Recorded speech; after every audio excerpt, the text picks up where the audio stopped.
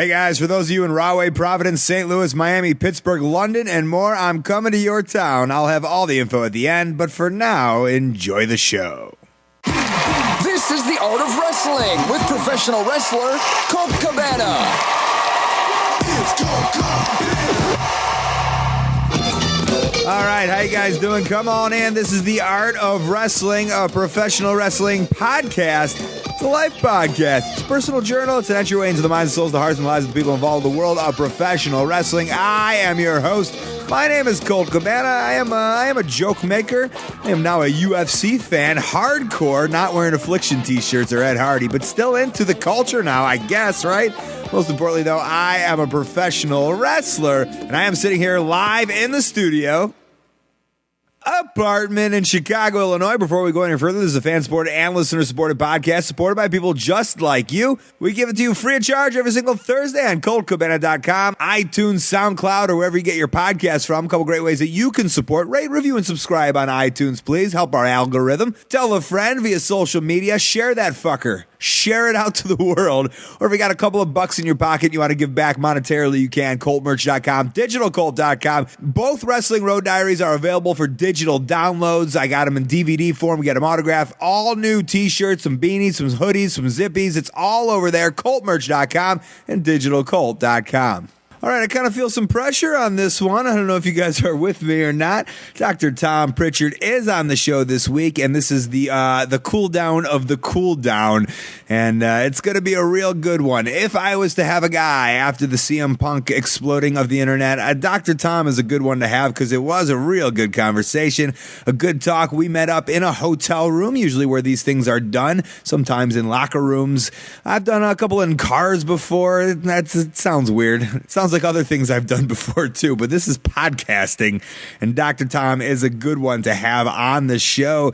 As we did this, I guess we could talk about first of all, I went back to work. You can't just be on the internet all day. I went back to wrestling. I was in Toronto this week, had a great time up there for Destiny. Hope to be back. It was in Santino Morello's gym. So if you're a fighter or a 2-year-old kid, there's a lot of kids in little karate outfits, which was adorable. You know me, I'm a sucker for a little kid. That didn't sound right either.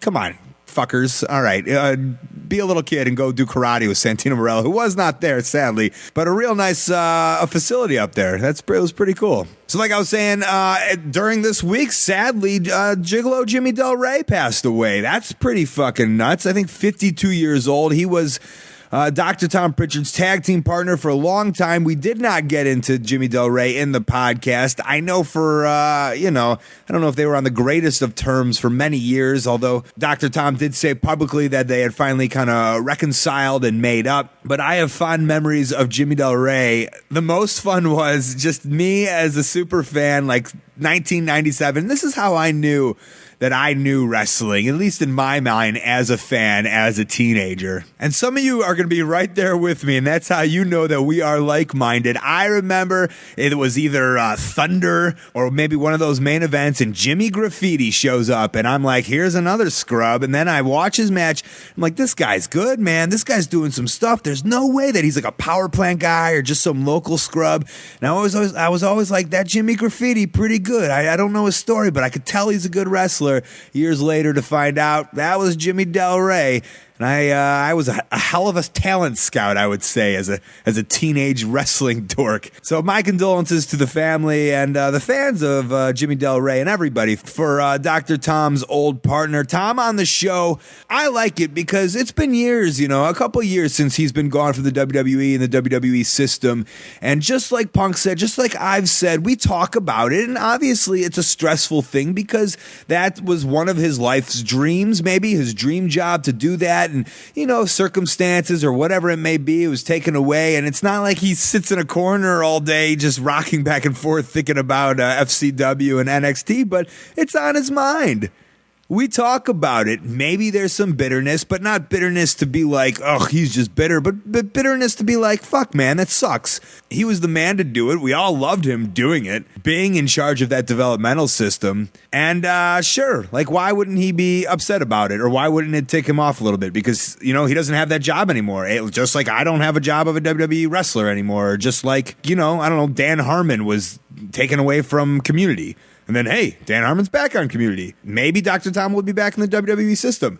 I will definitely never be back in the WWE, but you get the idea. So that's in the conversation with Dr. Tom. Of course, one of the best trainers ever.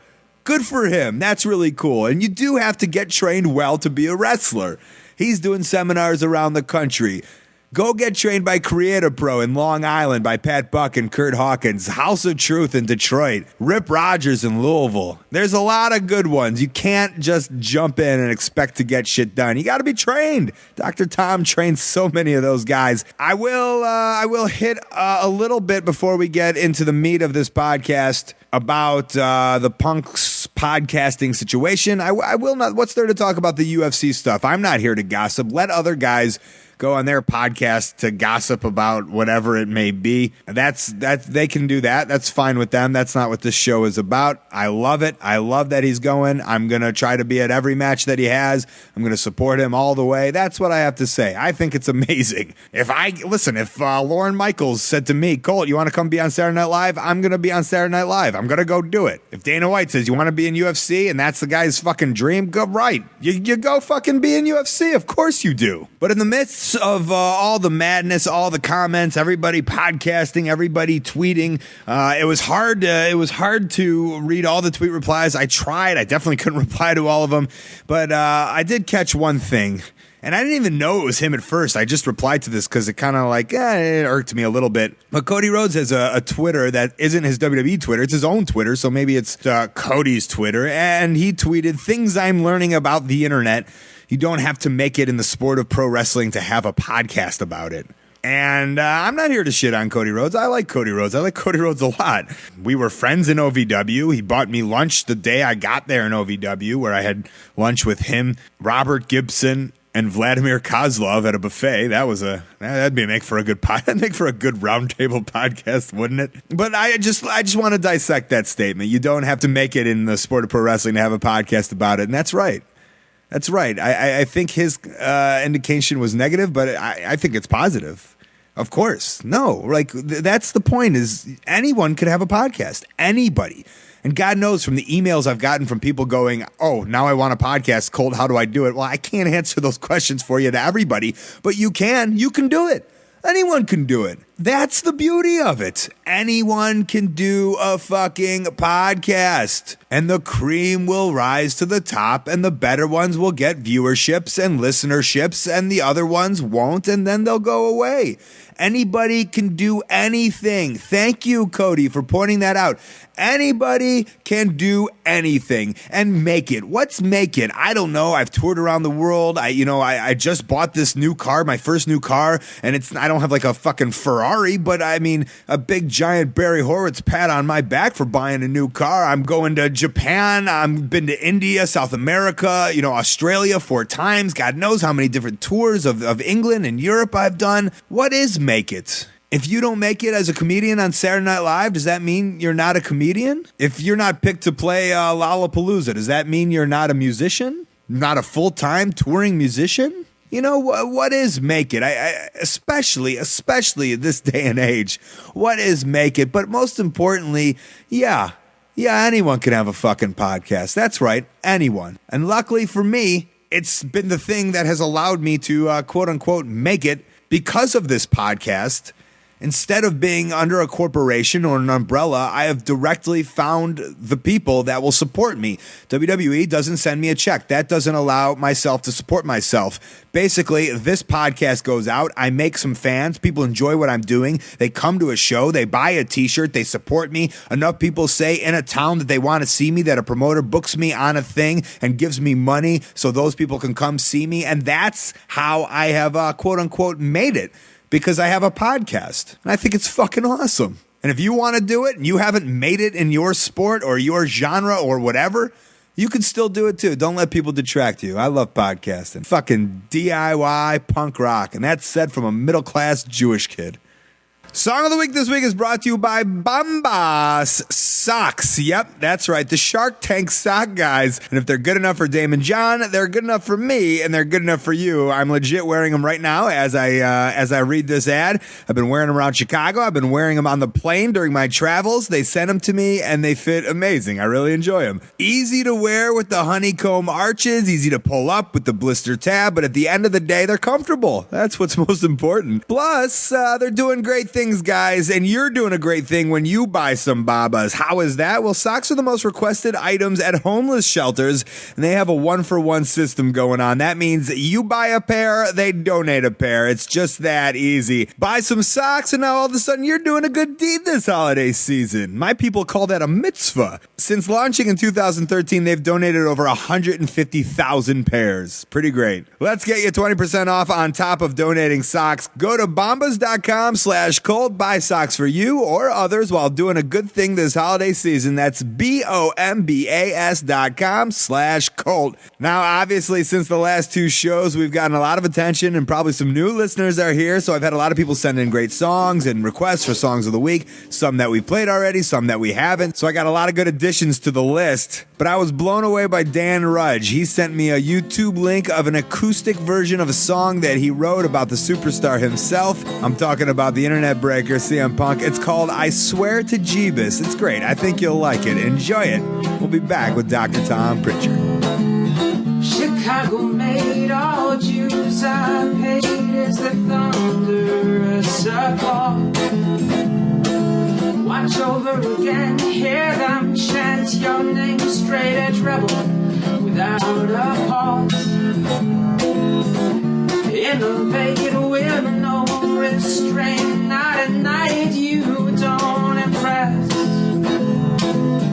You always tend to buck the trend as the voice of the voiceless. So load up the pipe bomb to wake them up. It's clobbering time when living color a cup. Guaranteed to make somebody go to sleep. Best in the world is a title you can keep. I swear to Jeebus, that's a title you can keep.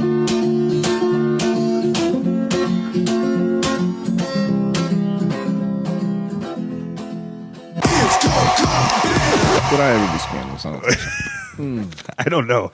No, I have a tendency, though. I haven't been scandalous yet, but I have been alluding to the fact that these fucking assholes are talking about how great NXT is, and they've all come from FCW except for Lana. And so it's biting at you. Do you want that to be on? Is that okay? I've said it a few times. You said, okay, because this is a start. Of course it is. And you're in. No, it's not biting at me. It's what it is. I don't mind. I don't unplug your gimmick. We're good. Sorry. I'll take my feet off. Okay. Yeah, that could be dangerous. I don't want to be scandalous. I just want to tell the truth. The truth is what the truth is. I mean, I really do wish the best for NXT and all there. I just don't want them saying that this is what's happened because of them. Right. Yeah. And you feel? I feel that anyone who wants to fulfill their dream should fulfill their dream. I also feel that when they started in an FCW, which I actually heard something on Steve Austin's podcast the other day, he was interviewing Bray Wyatt, and Austin said, when you were in NXT, and Bray immediately stopped and said, you mean FCW with Dr. Tom Pritchard? And I said, yeah, well, there you go. Because he didn't start in NXT, he started in FCW, and if it would have learned anything, got anything from NXT, he would have said, oh yeah, NXT was great. And not that NXT isn't great, because they have some great talent. But don't claim everybody who's gone up, from Ambrose to Rollins to Liaki, Roman Reigns, they came from FCW. Yeah, but you know the deal as much as anybody else. That's their thing now. Of course. They revise history. Yeah. They say what they want to say. They can say what they want to say because they do revise history, and that's their prerogative, but the fact still remains, and I'm glad that some people will still take the time to correct them. And right. As for everyone who's doing that, there's hopefully you're saying let's get out a vision, a mission to still remember where people came from beforehand. I think there were a lot of things that were right with FCW, and there were a lot of things that were wrong. But I haven't had the luxury or opportunity to be to NXT yet. Yeah. But I do know that they've yet to home grow a superstar yet. I mean, Lana's a superstar, but she isn't exactly bumping every night. So that's all. I just when I hear things like, "Look what we're doing down in NXT," I hear it's great, but let's see what the results prove within the next 6 months to a year. And this has been on your mind. I could see it right now.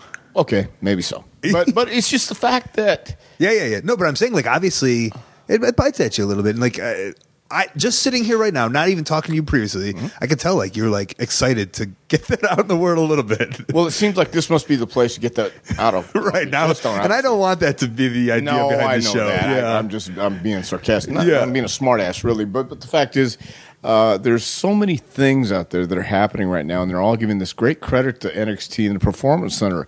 And I've said on a few occasions, if we would have had the keys to the kingdom, I'm sure we could have built something a lot better than FCW. It was a building that we were given the constraints. Which is now a Chuck E. Cheese, I believe. Obviously, it has every right to be a Chuck E. Cheese. It was a Chuck E. Cheese almost when we were there. I was just going to say Yeah. So, I mean, it's very apropos. Right. But my God, man, I mean, that's great if you have a budget of whatever $1 million it costs. Yeah. I mean, and you have everything you want. Man, that's great. But that wasn't how developmental was ran back then. And now that someone's taken it over, it's run so much better. Well, let's see. Let's see how much better it's run. Yeah. The network, hold on, the network's still there, and they still have yet to get 1 million subscribers, and I think a lot hinges on that. So, it all trickles down, in my opinion. I think because you've been around the developmental system for so long. Right. I think there's like there's forever. Where are you going? Your back is literally towards me right now. Well, I'm just trying to get comfortable because once I start talking about this, I may be. Let me put this recorder down. No, you're fine. You're fine. All right, good. Because I'm just going to turn back. I wish I had a picture of that. That was the funniest thing I've ever. That was all good. You want to put My your body language is very, very telling right now. Yeah. All right. Okay, are you good? Put your feet up here. Have fun. No, I'm good. Have a good time. Anything off. All right. Yeah. Every developmental before and after, like it's always like this is what we had. I think there's going to forever be, right? So give me the first year of development, like when you were training dudes in Connecticut in 1996, as opposed to training myself in 2007, 2008. Right. There was a lot of this is. Well, there was a lot of changes because it was brand new, and of course it's going to evolve and it's going to change, and that's great. That should happen. It should get better each year. It really should. But I've read things and heard things where people said, well, it wasn't much of a developmental system until all of a sudden 2012, here came this great performance. It was 2012, right? I think it was 2012, maybe 2013, but it wasn't short. It wasn't shortly after I was gone, that developmental became this great, all-knowing, all great thing, and they're playing nice with the internet and playing nice with all these people. And I thought, nobody knows what happened in development prior to that, and that's the way it was designed because they tried to keep the developmental system and the main roster separate. They didn't really want anybody to know there was a developmental system. It was like a secret. I mean. Stars like Harley Race or other guys would come down, and we couldn't advertise them for our shows. We couldn't advertise to bring people in. Now it's on the internet. It's a separate brand, and the powers that be, the manager or the what is he? What's his title? What is a CEO or whatever he is? He's this genius all of a sudden. Well, that's great. Like I said, if you had the money to build your idea of a training center, that's great. That's wonderful. But let's wait to see what it produces. Yeah. I mean, I remember in my times, everyone was like, we didn't have the, so they're giving the spiel now. Right now, they're like, we didn't have this one. It's just always we didn't have this one. We were developing. Or back in my day, kid. Yeah. Well, okay, back in our day, that it wasn't like that, and that's great. Once again, it should be progressing. It should get better and better. But don't knock what was there first because it did pretty good. I mean, it produced guys like John Cena, like Brock Lesnar, and I don't know, Randy Orton, just name a couple. Sure. They came from OVW. You know, you had Sheamus from FCW. You had some other guys who went through FCW, and knowing what you know now, you know how the system works, and that's how it worked. Mm-hmm. So I'm excited for this one. There's so much like selfishly, like right, like I there's a lot I want to talk to you about. A lot about your past, the wrestling, the territory days. I'm going to go on a little spiel here before we get into it. There's so much I'm intrigued by that you were training kind of in early, like in your 30s, yet you were like such a veteran. And then there's also the selfishness of like, I got you on here, kind of want to know answers to my own past. I got the answers. You got all the answers. Yeah. So like that's kind of a lot of that I want to go into, and then of course there's a lot of history into it. Yeah. Okay, so I want to start with you started training. You made did you make the decision to become a trainer? Well, here's what happened. I was still teaming with Chris Candido, and he broke his neck in Madison Square Garden. And I'll never forget this. In a match with you? In a match against the Godwins. Chris and I against the Godwins in the Garden. And he came back and sat down in the hallway. And he was holding his neck. And he didn't know what he did. And Tammy took him to the emergency room. I was riding with somebody else that night. But took him to the emergency room. And he had a fracture, like a hairline fracture, I think, in his neck. And so he wore a collar, and he wanted to kayfabe that he broke his neck. So he tried to go out to the ring without the collar and just didn't take as many bumps. And then he started going to the ring with the collar on, which got heat. So anyway, he eventually had to admit he broke his neck. He couldn't work anymore, at least for a while. And can I ask you, do you remember the move he did? No, I don't remember what happened. It was somewhere in the match. Just a freak neck break. Somewhere in the match, he got hurt. Okay. And, it's one of those things. Because Chris was a tough guy. And you didn't all of a sudden stop when you're hurt. And I don't think he knew he broke his neck. It's one of those things where you're hurt, but you don't know how hurt until you look at the x-ray. And so we were off for a while. And the body donors were being pretty well phased out anyway. Like we were phased out from day one, quite honestly. And it was one of those things, being at the right place at the right time. And Mark Henry was competing in the Olympics, and I had done some jobs on TV. And when the end is near, I knew the end was near anyway. The writing was on the wall. But what were you doing jobs as? As Zip. As Zip. Yeah, I was doing. You had become like Brian Blair or like Jim Brunzell. Like, yeah, exactly. Yeah. So they were getting everything they could out of me, and then eventually Vince asked me if I'd gone to Houston like months before that, and I worked out with some guys, and Bruce was there, and he saw that I could at least show him how to take a headlock over. I don't know why that was so. Anyway, why that meant anything at all. But Vince pulled me in his office one time and said, "Hey, man, would you be interested in training people? Because we have these three guys that we wanted to try, and one was a German bodybuilder, Achim Albrecht, Brachus. Oh yeah, and Mark Henry, who they just paid for his Olympic failure, not failure, but he didn't succeed at winning anything at the Olympics. Did they sponsor him? Yes, I didn't know that. Yeah, and he was going to be a wrestler after the Olympics with this great medal around his neck, but that didn't come out.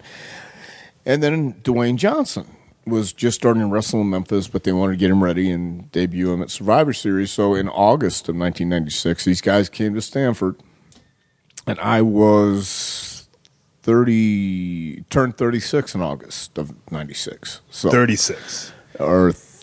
Yeah, I think it was. See, I thought you were 33 or 34. No, I came to WWE when I was 33. Okay. In 1993. So in 96, I would have been 36.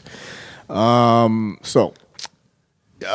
was one of those things that I knew the gimmick was winding down. There was nothing else, and I was not really the happiest guy either. In terms of what? Huh? Why wasn't happiness? Because I hated the gimmick. I hated the Body Don's gimmick. I hated just doing what I was doing. I didn't hate wrestling. I just hated where I was at in wrestling, and my neck was hurting and my back was hurting, and it just wasn't as fun as it used to be. So here was a chance to transition to training, which I'd never done formally, I guess. None of us really ever do until we know or until we get in there and do it. And started at the studio in Stanford. They set up a ring just like in the arena, except it was in the warehouse, which is now covered with Jim Johnston's studio and all these other studios, and it's completely different, obviously, than it was. Was in it the not 90s. tracks? No, it wasn't tracks. Okay. Did not have tracks yet. And they hated us at the studio because the bumps would bleed through while they were trying to do voiceovers. And they hated us there. But we bumped and we worked out, and it evolved. You know, Dory Funk Jr. came in, and I think that was a Jim Ross deal where we called it the Funkin' Dojo for a while. Yeah. Brought some guys in, and then that lasted, I think, 3 months, and then, you know. So at 36, like that was, wrestling was done, yeah? It was what? It was like, hey, I'm not wrestling anymore. I'm now a trainer guy. Well, yeah, but I still wrestled. See, they still brought me on the road to work with Brockus, Occam, worked some dark matches, and I worked some dark matches with Rock, and I worked with some with Mark. So I was a guy under the mask as Dr. X. But once again, you know, my wrestling career as I knew it was pretty much done. Yeah. So I was cool with that. You were cool with that? Yeah, I was fine with that, man. Okay. Yeah, it was a new phase in my life, and I was looking at. This is the first time in my life now that I had insurance, a 401k. I was getting paid a salary. I was making more than I was. Yeah, but see, it sounds like you feel like you had security, but I feel that you had to have known in wrestling that there was never. No. But it wasn't wrestling anymore. See, it was just part of this corporation. Yeah. You know, I was in the office. I had a contract where it was. I was making more doing that than I was wrestling. Right. That was no guarantee money when I started wrestling with WWE. In your mind, did you see this as like, I'll do 25 years here, I'll get a gold watch, and then I'll retire? Like, never thought the gold watch, but I was hoping to have a good 401k. Right. Oh man, Yeah, that was on plan. my mind. Sure, but see, I still had that wrestler mentality because I would have to go to the office and turn in reports, and I didn't have a computer at that time in 1996. I was still very computer illiterate, and I'm not very literate now on the computer or otherwise. But I had to go to the office and turn in reports and go to meetings, and I still wore sweatpants and a T-shirt, and I didn't belong on that fourth floor. Was that frowned upon? Huh? Was that frowned upon? Or yeah, especially when John Laurinaitis told me he needed me to dress more professional because I thought I was a coach and I could dress in sweats and T-shirt, and that's how a coach was supposed to dress. You're like, that's what John Tolis wore. Well, sure it was, and he was a coach. Hey. And I thought, why not? Because I don't want to be wearing a suit. I don't want to be on that fourth floor. I'd rather be in the ring training and doing things. But I was okay. Like I said, I was okay with the wrestling career full time. I was really good with not doing it all the time. Yeah. I'd rather get in the ring and train people. Because it had been, how many years had it been? For training? Wrestling, 20? Oh, 20 at that time, I guess, because I started in 79, so 79 must have been... well, what age did you start? I started when I was 20. When you were 20? Yeah. I thought you were a little younger, no? No, man. I just turned 55 in August. Okay. So... I thought you had started wrestling. I mean, 20? Oh, no. I started training when I was younger, but I actually started taking pictures when I was 12. Right. Paul Bosch, and then I started working in the office when I was 15 or 16 during the summers. But I really had my first match when I was 20. But I trained with the Iron Sheik. Yeah, I trained with the Iron Sheik and those guys when I was like 17 and 18. You did what? I trained with the Iron Sheik when I was 17 and 18. In Houston? In Houston, yeah. He was Mohammed Farouk back then, and I was working in the office during the summer. There was a football player who wanted to get into wrestling, and Paul Bosch, the promoter, the way it happened was Gary Hart would come to the office every Friday morning before the matches, and he would bring some of the guys with him, and they might stay out in the office or they might go grab lunch while Paul and Gary talked. Well, this football player wanted to wrestle, so Gary brought Mohammed Farouk, the Iron Sheik, with him from Dallas. And they met at the office, and I drove them down to the Coliseum. And I always brought my workout gear with me every day, just in the hopes of something like this happening. And Paul told me I could go to the Coliseum with these guys and get in the ring and work with them. So I did. And we did that for 2 weeks with the football player, and he quit after 2 weeks. And Cosgrove kept coming down for the next 2 months, trading with him. Then he left the territory. And then I started working out with Nick Kozak and a guy named Joe Mercer in Texas, too. You were doing the same workouts with this football player. Mm-hmm. He couldn't hack it. You could hack it. Yeah, I wasn't going to give up. There was nothing they could do to make me quit. This guy's, what was he, a Division I football player? He played for the Oilers. Sure. Why? He's an NFL player. Yes. The highest level you could Right. be. Right. And he didn't like having his face rubbed in the mat. I'll never forget the first time Cosgrove wanted us to squat. Which and is do the iron push-ups. shake, yeah. Yes, exactly. I did the squats, I did the push-ups, and knew nothing. And then he taught us he said, I'm going to get on all fours, and you try and turn me over. Well, I did. I tried to turn him over first, and I couldn't do anything. He turtled on me. You know what a turtle is, right? Yeah. When they just lay there and you can't do anything. Well, and then he goes, now I try you. Okay, so I got on all fours, and he snatched me. And to this day, I don't know what he put me in, but he told me to scream. Does that hurt? Scream. I said, yes, just go scream louder, and pulled up on my back. So I had to scream like a bitch, and I did. And he made you humble, right? He made me humble, yeah, and pushed me aside. Then he did the same thing to the football player. But what really made me this lesson memorable is he was teaching us how to lock up. And when I locked up with him, I slapped him in the ear, and he stopped. And he looked at me and said, I did not say, and he went slap right across my ear and slapped the dog shit out of me. So that was my 2 weeks with him, and then we worked out a little bit later for the next 2 months, but not quite as stiff as he was the first time. So nobody was going to make me quit. I was determined these guys were going to have to kill me because I was determined to get into wrestling. Here was my door. So from 12 to, I don't understand, like 12 to 17, were you always like, I want to be a wrestler, and no one would listen to you? Or no one listened to me. From the time I was 4 years old, no one listened to me. My older brother Ken is the one who got me the meeting with Paul Bosch when I was 12. I was writing for Gong Magazine, Wrestling News, and Norm Keizer, Jim Melby. I don't know if you ever knew those names or not, but that was in the 60s and 70s. You were writing for their magazine at 12 years old? Yeah. Taking pictures, too. As like pretending you were 25? No. Just saying, I'm a 12-year-old. No, I didn't even say I was 12 years. Didn't mention the name. I was just a wrestling fan. I had these pictures. And back then, Eddie Gilbert was doing the same thing. So was Jim Cornette. You know, we didn't know each other at the time, but the names kept crossing. And I just recently found a magazine I had where it took pictures of Briscoe versus Wahoo. And Briscoe's wearing the old NWA belt that Harley had. And Dory Funk wore for 4 years because the new one was getting fixed, and that's a rare picture. Nobody has a picture of Jack with that belt, you know. So, I took pictures that night, and I just found that magazine a couple months ago. Ringside? Yes. So how did you get ringside as opposed to how did you get? What came first, the chicken or the egg? Or No. My brother Ken actually called Paul Bosch at his office, and this was on Friday. We went to the matches every Friday night. We moved from El Paso to Houston when I was 10 years old, and the matches in El Paso were on Monday, but the matches in Houston were on Friday. So, and the tickets were cheap, man, like $5 and $8. Well, my mom, she wanted to get out of the house too. She used to take us, my Bruce and I, to the matches every Friday night, get her out, and it was like 2 hours of. She kind of liked wrestling. She had to kind of like it. Nah, she just wanted to get out. She could drink daiquiris too, make it.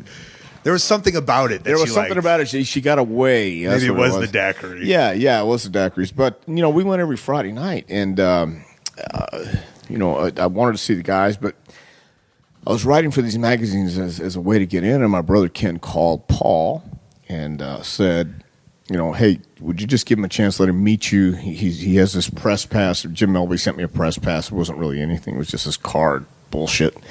And so he picked me up after school and told me he got this meeting, and I thought he was ribbing.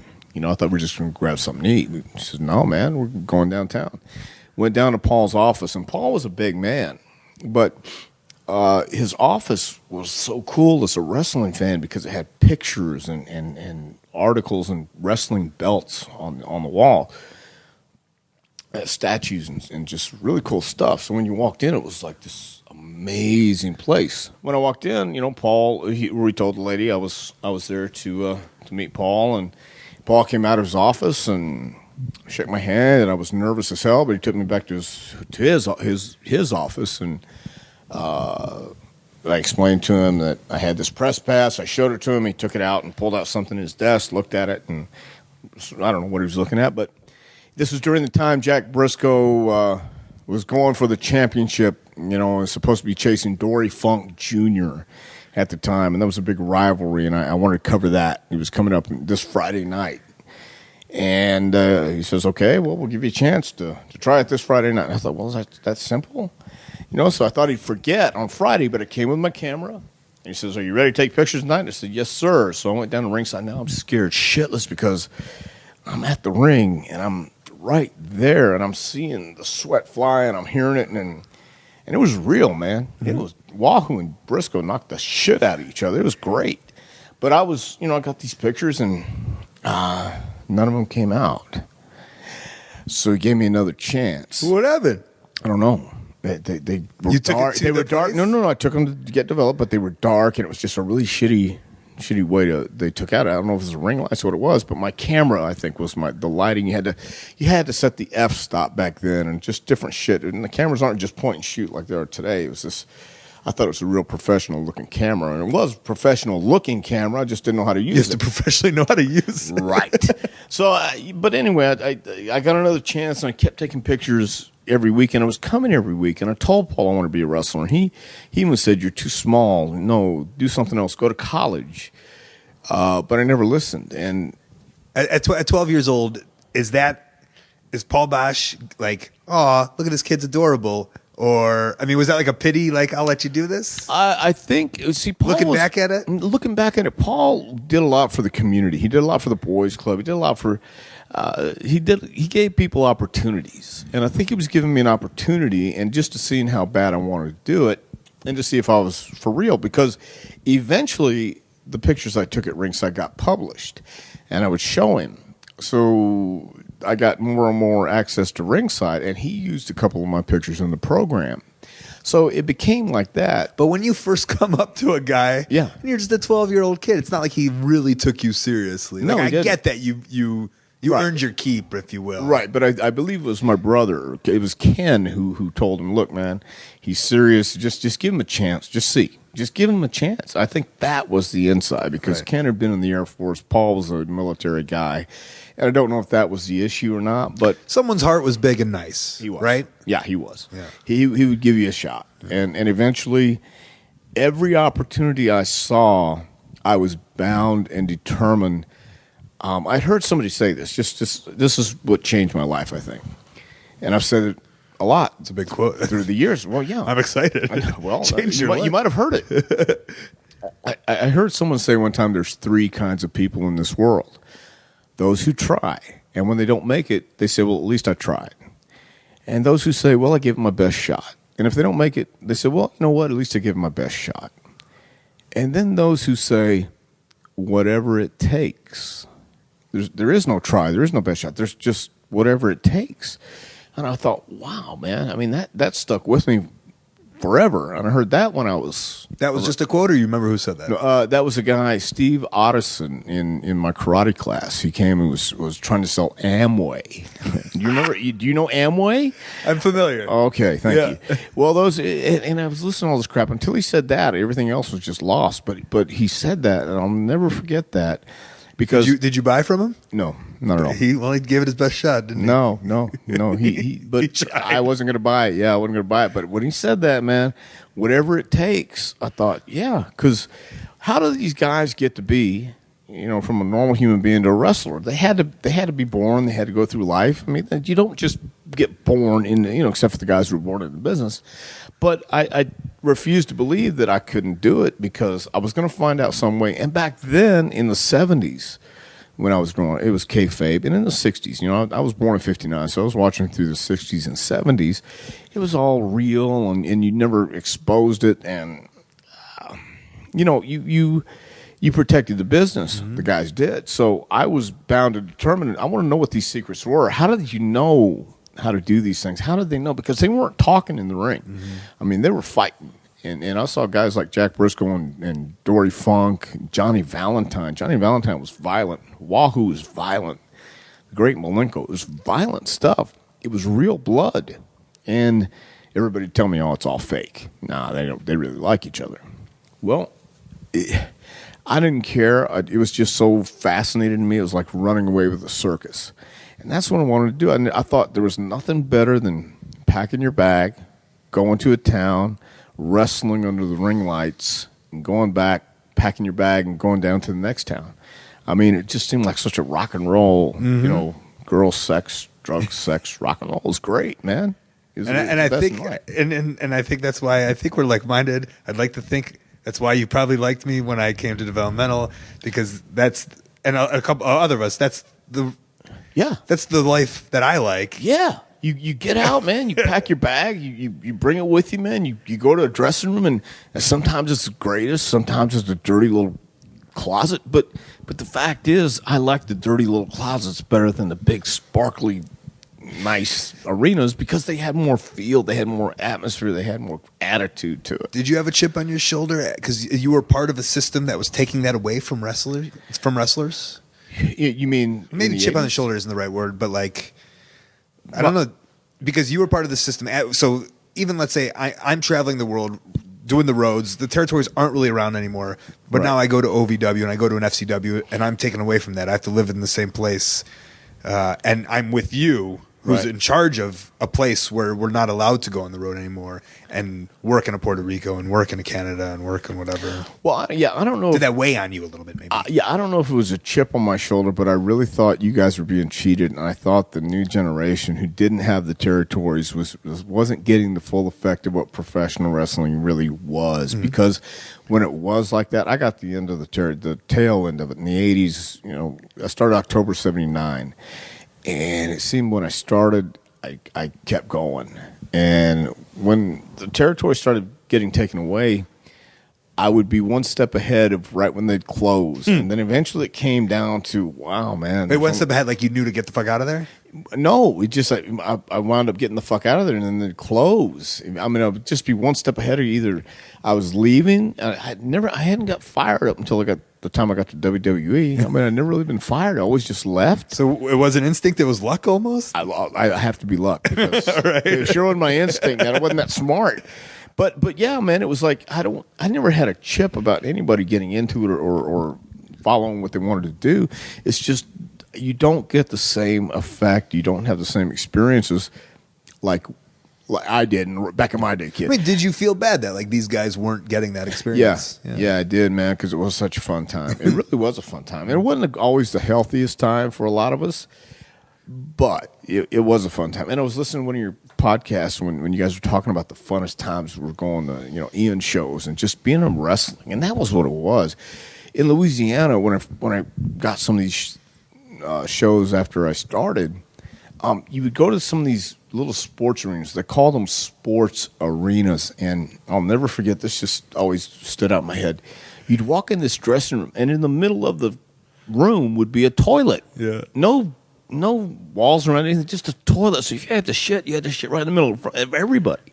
Or and it was just. I love the idea of you like being like, we're going to the sports arena, right? And, like you have this vision of this beautiful place. Yeah, a place holds maybe 200 people, and they're happy about it, And all these stars that I saw on TV, Junkyard Dog, Wrestling 2, and Wrestling 2 wore his mask in the dressing room the whole time, kayfabe, and in the shower, and I thought, is he doing it just because of me, or is he doing it because of everybody? Yeah. It was a great. Did you conclude that? Huh? Did you conclude that? I figured he had to be doing it for everybody. I just thought, but because I rode back with him, one of the first nights I made TV, I rode back with Buck Robley, Wrestling 2, and Jonathan Boyd, and he took his mask off, and we're all partaking in the ritual, peace pipe ritual. And here's Wrestling 2, talking business with Buck, and I worked with Jonathan Boyd that night, and here's the guys that I want to be like, and they're doing things, and I'm thinking, wow, is this what it's like? Because if it is, it was cool as hell. It was like that gypsy vagabond, romanticizing feeling I thought I would have, and it was great, man, because you had no rules. Show up at the building an hour ahead of time. Most of the guys were It was a different culture back then. Most of the guys did their thing and showed up, and as long as you could work, do what you were asked, you were fine. Mm-hmm. So, I mean, you didn't get to experience that because of our past mishaps. A lot of bad things happened to guys in the 80s. Right. And thank God for the wellness tests and things today, because some guys listen to it and some guys don't. Yeah. I mean, yeah, of course, obviously it cleaned up that part of it. But a lot of us, there's a group of our generation that, like, here's something I would always say is, like, we'd get yelled at why aren't you in the ring? And so, like, and it's like, I'm always like, man, no way Dick Murdoch ever got in the ring and rolled around for 4 hours before a show. No. But the thing is, we learned by working 6 to 7 nights a week. And you would be married to a veteran who was either on his way out or knew his job was to teach a young guy coming in. But they resented young guys coming in back then. And they would either stretch them. I mean, I got a cauliflower ear my first month in Los Angeles from Johnny Mantell and Ron Starr. And it was just to see if I'd take it, because it would bend my ear back and put me in a headlock and bend my ear back. And each night, it would swell up and it would hurt. And they'd take a razor blade in the shower. 3 nights in a row. The first night they just lanced it and the blood would come out. Okay. Just to be like, hey, we got to uncauliflower this? Yeah, uncauliflower. So they did it, and then they do it again the next night, bend my ear down and rub it and make sure it get cauliflowered again. They do it one more time. By the third night, it's already calcium has already got in there. It's already hard, and they can't do it anymore. But they tried it again, and no blood would come out. So it was already hard, and it stayed that way. So the first year in, they did that. And nobody had a cauliflower ear back then. It just wasn't done. But they wanted to see if I'd bitch about it, wanted to see what I'd say about it. And again, I was bound to determine they're not going to make me quit. So, those kind of things made you learn. And plus, they would take you in the ring. And El Gran Goliath, El Goliat, stretched me one night in San Bernardino. We had to go 30-minute Broadway. And then we had to drive from San Bernardino to San Jose, which is an all-night drive, like 9 freaking hours. And he stretched me, and there's nothing I could do about it. He's bending my back, and I was so sore just riding in the car with Alma Drill and Chief Frank Running Hill. So, but, I mean, those were experiences I wouldn't give up for anything, man, because that's what taught you how to work. You can't I know you've heard the analogy, you can tell jokes all day in an empty room, but you don't know if they work until you go out and try it in front of a crowd. And that's the same with wrestling. You can wrestle all day long in front of an empty arena and practice 4 hours before the show, but that's not how you learn. You learn in front of people. You learn trying stuff. You learn making mistakes. If you don't make any mistakes, you're never going to learn. So that was a big issue, I think, that guys don't have today, is be able to work 6-7 nights a week with somebody who knows what they're doing too, because all too often it's the blind leading the blind, and I don't know how you're going to get better like that. Right. I really don't. So let's kind of list off, I mean, but like, so Los Angeles, Houston, I know you're in Portland, obviously all around the Memphis, Nashville area or whatever. Yeah, Memphis was one of those places. If you couldn't get a job in Memphis, you couldn't get a job in wrestling, because, I mean, they would take almost anybody. Really? Yeah. Memphis was pretty known for the dregs of society at times. Okay. If you couldn't get booked, if you couldn't get booked. But it was known as one of the best places to wrestle, no? Was it? I don't know. Jeez, that's why I'm here with you. Well, you know what, man? As a kid who loves wrestling, all you hear is Memphis wrestling. Okay, Memphis had some fun times, but their payoffs were known to be not the best. I mean, Steve Austin will tell you, man, he wrestled and bought a bag of potatoes. Yeah. We stayed at the Congress Inn. Are you familiar with the Congress Inn? No. Well, I took great resentment when people said, you have crackheads and whores in the back of the Congress Inn. I beg your pardon, our crackhead and whores were in the front of the Congress Inn. Okay. Yeah, they didn't stay in the back. So, it was a horrible place as far as payoffs went, and I would make a joke sometimes. And I like Jerry Jarrett. Jerry Jarrett was one of the last promoters. He was a great businessman, I guess, because he had the house on the hill. He was a millionaire, and he paid his guys what he paid his guys. And I'm not saying that we were selling out every night, but I don't know if the houses were as bad as they reflected in the payoffs. But all wrestlers say that. So So I assume it's one of those things where it's a great memory if you went on to go make a bunch of money. You're like, remember when we did that? But there's probably a bunch of guys who were there, and it was like, this sucked. Yeah, and it sucked for a while. I mean, it really did. But if you were out, if you were out there because you loved wrestling, you go out and wrestle and have a good time. I mean, that was fine.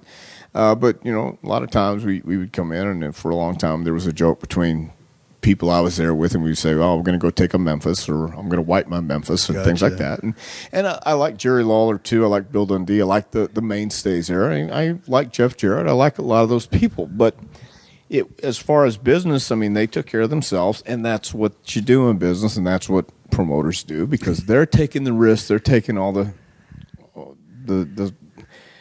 risk. I mean, they're putting the money in. Yep, so they had the right to run it the way they want to run it. If you didn't want to work there, you didn't have to. But it was pretty much a given. If you were warm and had a pulse, you could work in Memphis. So. Very interesting. Yeah. A couple things, I want to hit. There's been a lot of developmental trainers, trainees, people in charge, right?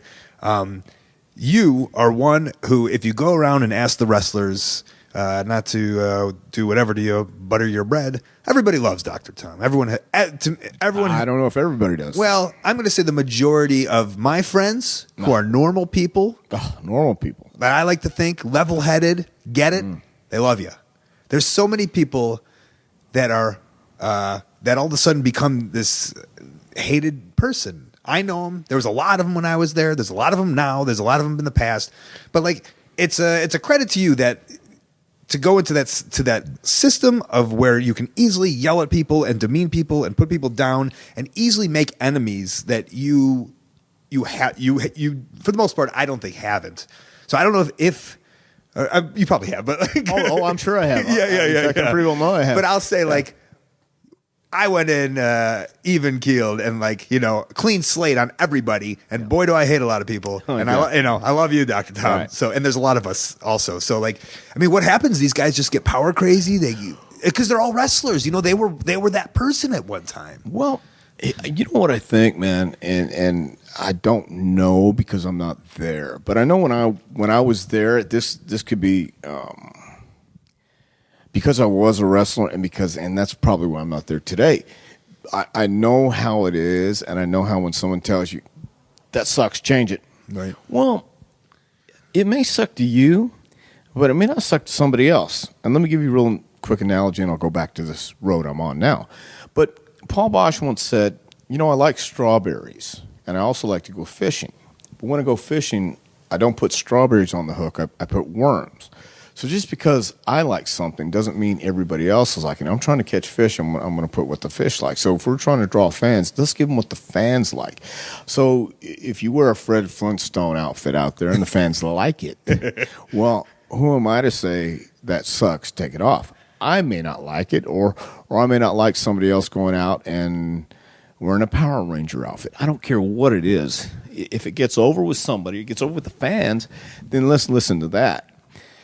All too often, it would be, I don't like her. She looks ugly. Whereas she went on TV and happened to be one of the most over divas they've had in a long time. Just because she didn't match what you liked in a woman doesn't mean the majority thinks the same way you do. And that's happened on more than one occasion. Mm-hmm.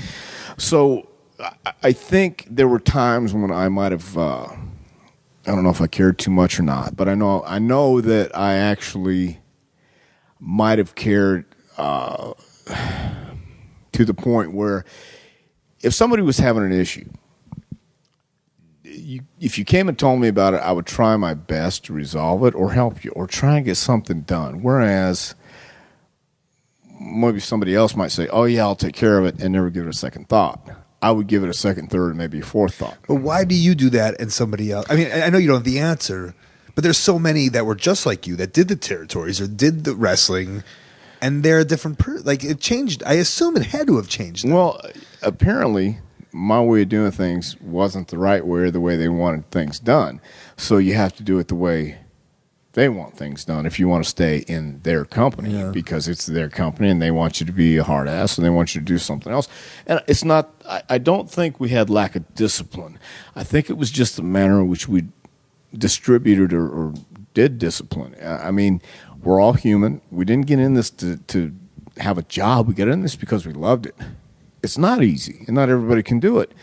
You do have to work hard to be good at this. But I don't think you have to do 1,000 squats, 1,000 push-ups, push a truck around the building. Right. I don't think that has to be done to be a great performer, a great worker. I think you do have to be in shape. I think you have to learn how to work. I believe that part. I think matches are a very important part of that.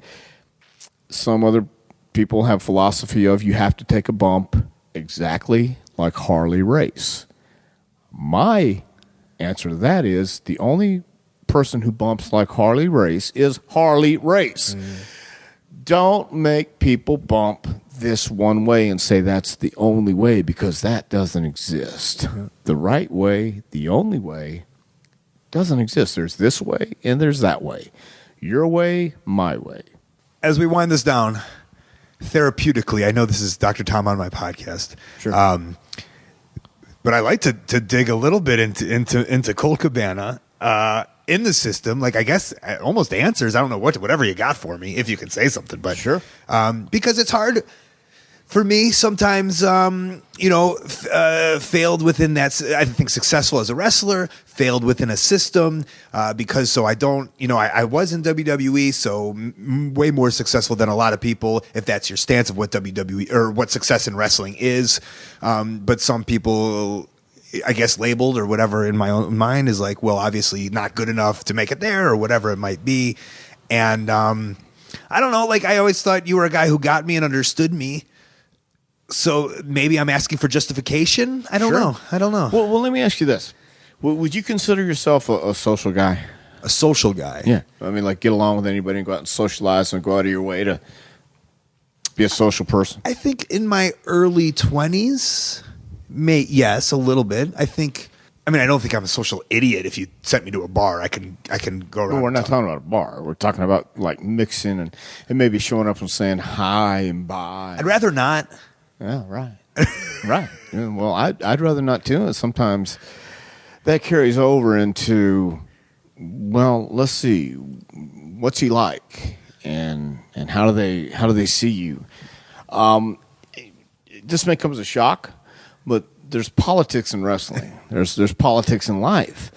Husky Harris was this magnificent superstar just waiting to be discovered. But he was wearing, I don't know if you remember or not, and I don't know if Wyndham was there. Was he there when you were there? He was there like the first month. Okay. And he was just... Because he just told this story. I just heard this on Steve Austin's podcast. Okay. He was talking about... he first had this. He was wearing clothes. He was not clothes, but a shirt and his long pleather.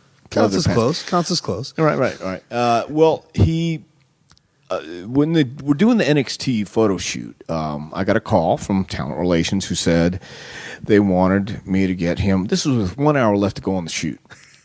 They had all day to call, but this was late in the afternoon. Photographers are going to leave in 1 hour to catch their plane.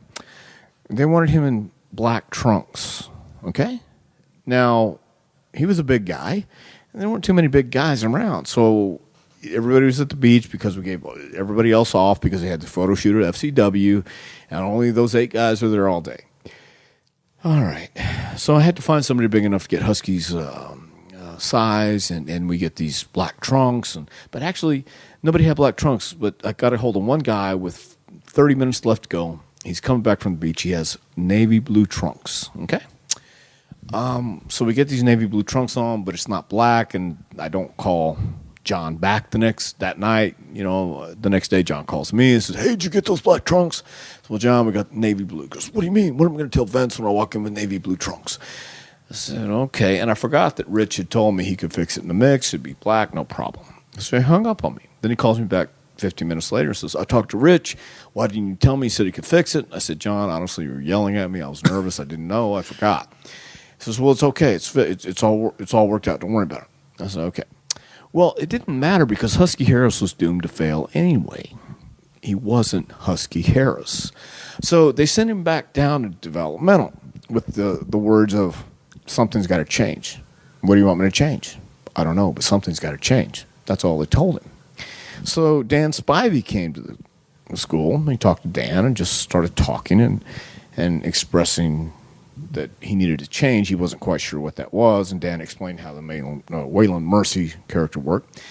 And Wyndham was also pretty good at not, I don't want to say politicking, but he understood how to connect with who he needed to connect with. And in FCW, I found early on, it didn't really matter if you connected with me, and even Steve at times, but Steve Kern. But it did matter with who you connected with when the office came down, and how you connected, and that's what it amounts to. There's another fella who actually, I'll tell this story because I don't care either. This is exactly, and this kind of falls in your category because this is what it was. I don't believe it had anything to do with the work. I don't believe that had anything to do with it. I could be wrong. This is just my opinion, and wrestling is an opinion. But there was another fellow who it's on kind of the same issue, and he was told they wanted him to change his body. So he did. He lost some weight. And he knows how to work, and he had a very good work ethic, I thought. He was almost too smooth. That was the only drawback on my opinion, criticism I had. And I told him this a few times. It was almost like a ballet. And, in fact, he was a hero to many of us. Okay. And Chris would do these things. This guy, Chris, we're not sure. Whoever Chris has Right. has a Let's hero call him of Chris. ours. Yeah. It's a lot of guys. It's a common name. But he would do these things, and then I think he would be almost defiant at times with the wrong person who might or might not have, well, I won't go there. But that had a lot to do with a lot of people at the time, and I could see that happening in your case.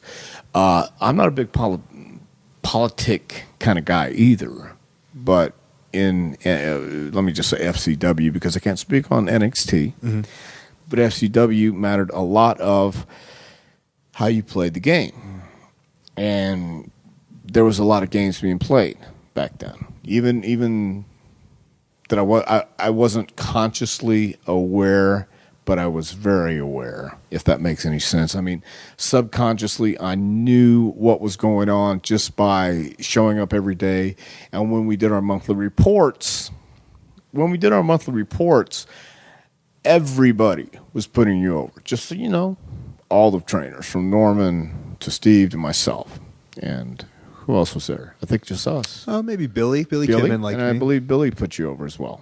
So you tell me where the disconnect comes in. So did you go to WWE, and when you had your shot up there, were you going in the dressing room, were you asking the Undertaker, were you asking anybody else and saying, hey, man, I really want to get better. I really want to do any of this stuff? Because sometimes they take that as, oh, this guy doesn't want to know. Oh, this guy didn't know anything because he didn't ask us what we knew to tell him to do. So I'm not saying that did happen, but I'm saying it very well possibly has an opportunity to happen on occasion to people who sometimes might know just a little bit more than people suppose they know. Right. Yeah. Because not everybody could see you work, or not everybody could see what you're doing, because they just make a judgment call because you didn't automatically go up and say, hey, man, is there anything you see I could do that might be different? In my 1 minute match. It doesn't matter. It's just the fact that you go up and make the effort to just say, hey, man, I really want to get better than just having 1 minute on Raw or one minute on Superstars, 1 minute on SmackDown. What do I have to do to get better? What do I have to do to get more than 1 minute?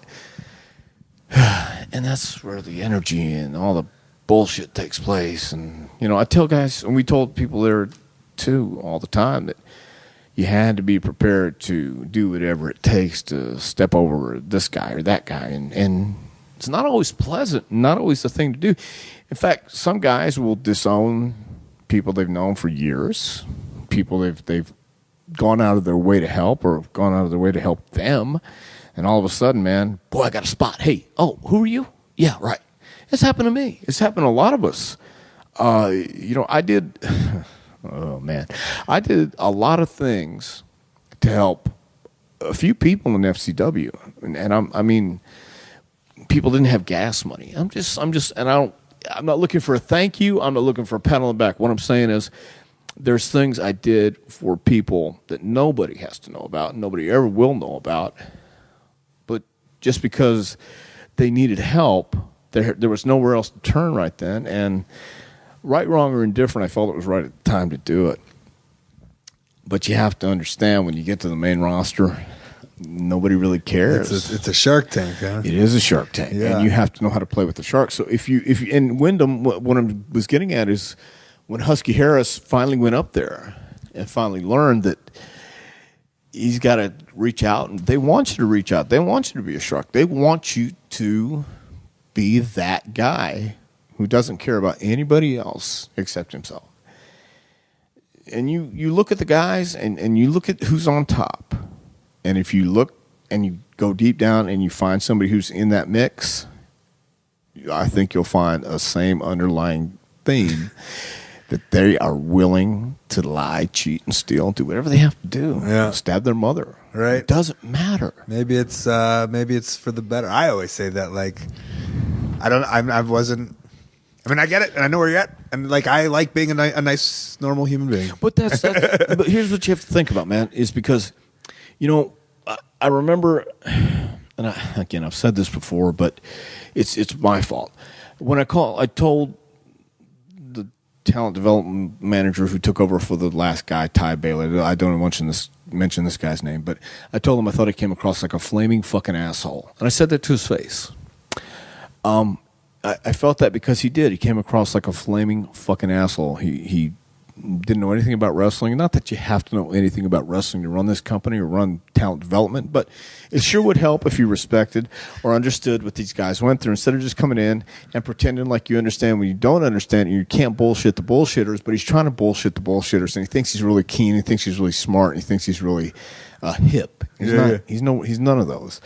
And I pretty much had enough. I saw the writing on the wall as it was, and that's okay because, you've heard this too. I told you had to learn to love the taste of shit because you're going to eat enough of it. And I had enough of shit, and I'd been eating enough shit, and I know what I'd done. I thought I did a pretty good job with developmental. I thought it was pretty fair. In fact, maybe too fair. So, do you speak out? Do you do what you believe? Or do you go and because you want this so bad, I tell people this too, be careful what you wish for because you just might get it. Because you can't always go in. If it's not true to you, if it's not true for you to go up and say, hey, man, how are you? Hey, would you really help me? Would you like watch my match or help me? If that's not true, then it's going to come across as bullshit, and you're not going to be happy either. But in your case, I can see maybe going in, and I can see because you did stuff in your matches that you were sure about. And that's one thing you can't bullshit is confidence. So you had confidence in the matches. But your matches were the entertaining matches along with wrestling that people would say, what did you do that for? Or, why did you do that? Well, okay. The trick there is to get their blessing and then listen to what they say and do that for a couple weeks and then go back to doing your thing. And then it's just like how they told you, you're great now. It's called bullshitting the bullshitters. And once again, I'm not a great political guy, but that's the facts of life. Our downfalls. Or our upfalls. Huh? Or our upfalls. Oh, it could be. Yeah. I mean, it could be. It depends what you want in life, man. Yep. If you like doing your gig, if you like traveling and going these different places and being your own man, that's great. It's just WWE is what it is, and there's so many layers to that machine, and I've heard so many things just in these last 2 years that I knew were there. I knew it, but now to hear them publicly, and just in the last 2 years, I'm not just talking about recently, I'm talking about in the last 2 years to hear these things come out, it's like, wow, man, why didn't it come out earlier? Right. And I don't know. I mean, but before that stuff came out, and it seems like it's going to be a theme for a long time. And there's always stuff that's going to come out because there's always going to be people who aren't happy. There's always going to be people that say things.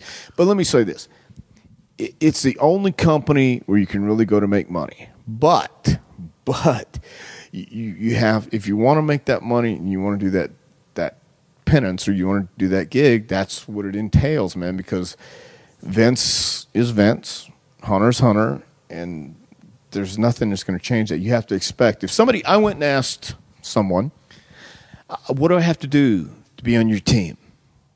And they looked me in the eye and said, I don't know. And I looked them back. I said, what do you mean you don't know? And then they started double talking me and speaking around like I didn't know what they were doing and talking like I was on an island. They were swimming around me. And I said, wait, stop. What do you mean? What do I have to do? What are you talking about?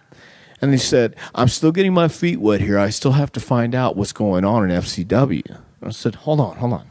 What do you want to know? I can tell you. What do you want to know? I said, well, I've just got to look into it. I don't know what I'm going to do yet. Now, wait a minute, man. If you don't know, who knows?